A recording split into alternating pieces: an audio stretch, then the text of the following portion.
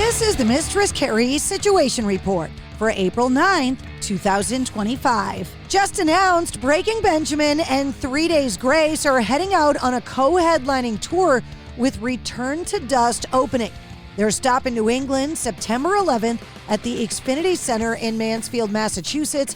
Tickets go on sale this Friday, April 11th at 10 a.m. Metallica just unveiled a fan-focused film called Metallica Saved My Life. The film exploring the band's world through the lives of their fans who have supported each other through highs, lows, trials, and triumphs over the last 4 decades. The band saying, quote, "Oh yeah, and we're in it a little bit too." The film, which was announced in July of 2023, will be released later this year, but fans are going to have a chance to view a sneak peek in theaters in most of the cities hosting the band's upcoming North American M72 tour stops, including Toronto, Nashville, Washington, D.C., Houston, and others. You can watch a trailer online. Kiss lead guitarist Tommy Thayer, Sebastian Bach, Doc McGee, and others are all set to appear alongside Gene Simmons and Paul Stanley for the one-of-a-kind Kiss Unmasked Electric Show at the epic Kiss Army Storms Vegas experience, taking place November 14th through the 16th at Virgin Hotels, Las Vegas. Kiss Army founders Bill Starkey and Jay Evans are also set to make special appearances celebrating the 50th anniversary of the Kiss Army. Green Day were the opening band on the second half of the 1994 Lollapalooza tour, but according to Billy Joe Armstrong, if it were up to the festival founder, Perry Farrell, they never would have been booked. The revelation coming courtesy of the new book, Lollapalooza, the uncensored story of alternative rock's wildest festival. The oral history features artists and other members of the music industry recounting the festival's initial run from 91 to 97. In the book, the stage manager for Lollapalooza said, "I can't think of a single time that Perry pushed back or vetoed a band except for Green Day. He was like, they're a boy band. I don't want to book a boy band." Billy Joe Armstrong saying Perry was a fucking asshole straight up. He wasn't part of that conversation because he checked out and asked us to play and we said yes. It was going to be the Boredoms on the first half and us on the second half as the opening band. He continued, "For us, it was really disappointing because Perry was someone that we really respected. I think that made us want to play Lollapalooza even more because we wanted to prove that he had his head so far up his own ass." Breaking Benjamin and 3 Days Grace have announced a co-headlining U.S. tour. Their September 11th stop in Mansfield, Mass. At the Xfinity Center is not the only New England date.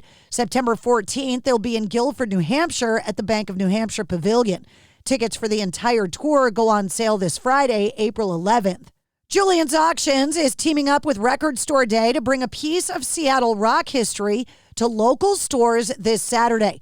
In partnership with Record Store Day, Julian's Auctions is proud to announce the exclusive public preview of a legendary piece of Seattle's music legacy, the Melvins original touring van, uniquely adorned with original artwork by Nirvana frontman Kurt Cobain. Following the tour, sections of the van, including the area where Kurt Cobain's artwork is, will be cut off and prepared for the May Music Icon sale at the Hard Rock Cafe in New York City.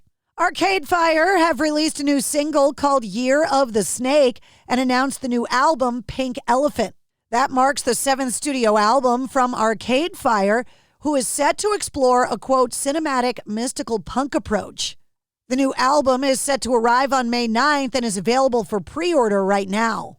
Turnstile have announced their new album, Never Enough, and shared the title track. The album, the follow-up to 2021's Glow On, is due for release on June 6th. Blink-182 have announced a 20-day 2025 U.S. tour dubbed the Missionary Impossible Tour.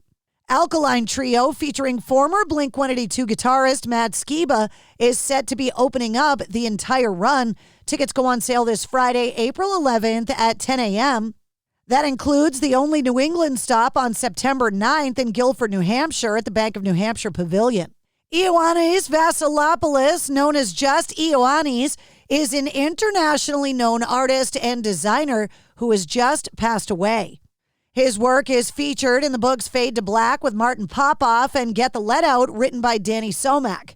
Over the years, he created award-winning campaigns, logos, and art for his clients, including Deep Purple, the Allman Brothers, Bon Jovi, Uriah Heep, Styx, Blue Oyster Cult, Dream Theater, King Crimson, Bob Weir, the Alan Parsons Project, Starship, Yngwie Malmsteen, Voivod, Biohazard, Sepultura, Lynyrd Skynyrd, Fates Warning, Quiet Riot, Johnny Winter, Extreme, John Anderson, Michael Bolton, and more. Ice Cube is set to be immortalized at the TCL Chinese Theater in Hollywood. The ceremony taking place on Tuesday, April 15th. Ice Cube's films have collectively grossed over $1 billion at the box office, like Friday, Barbershop, Are We There Yet?, 21 Jump Street, Ride Along, and more. Ice Cube is said to be making a huge announcement on the day of the ceremony. And that's your sit rep. For more details on all of the stories, check the links in the show notes of this episode. And don't forget to like, follow, subscribe, and share the Mistress Carrie Podcast. New full-length episodes come out every Wednesday.